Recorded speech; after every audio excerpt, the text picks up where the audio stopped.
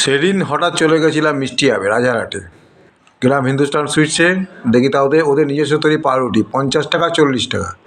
তা 40 টাকাটা পাউরুটি নিলাম। আর এই যে মিষ্টিগুলো দেখলাম, এখান থেকে মিষ্টি কিনে গেলে পাউরুটি কেনা হয়েছিল। বেশ সুন্দর সাজানো রয়েছে মিষ্টি, সিঙ্গাড়া রয়েছে কিন্তু আলু দিয়ে সিঙ্গাড়া তো আমি খাই না। এখানে কেকও রয়েছে, প্যাটিসও রয়েছে, সব কিছুই রয়েছে, স্যান্ডউইচ রয়েছে।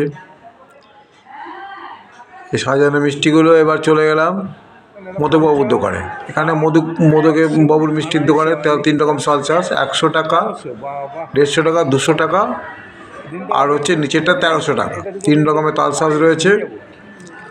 এখান থেকে দুটো তালসাস কিনলাম 50 50 100 টাকা। তালসাস এতে জল ভরাতে বিখ্যাত, সবাই জানেন, দেখা যাচ্ছে। আর নিচে রয়েছে বিভিন্ন মিষ্টি, কিন্তু আমরা ওগুলো মিষ্টি কিনিনি। এরা যেহেতু জল ভরা তালসাস নাম করা, তাই তালসাস মাছের মিষ্টিগুলো দেখুন কি সুন্দর সাজিয়ে রেখেছে। খেতে ইচ্ছা করে না, কিন্তু খাওয়া যাবে না, সুগার আছে।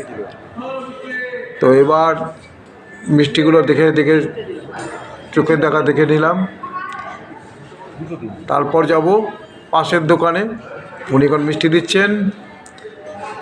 মিষ্টি দিয়ে কার্ডে পেমেন্ট করে আমরা পাশের দোকান, এখানে জিএসটি অ্যাপ্লিকেবল 5% অন সুইটসও 5%। তোমার চলে গেলাম আমরা নলিনী চন্দ্র অ্যান্ড সন্সের দোকানে।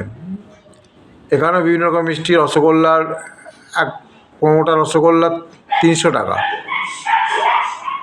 এখানে হচ্ছে মনোহরা, গুড়ের মনোহরা দেখতে পাচ্ছেন, শক্ত ইটের মতো মনোহরা। পাশে পাটিসাপটা রয়েছে। তো মনোহরা একটা 25 টাকা, একটা মনোহরা নিলাম।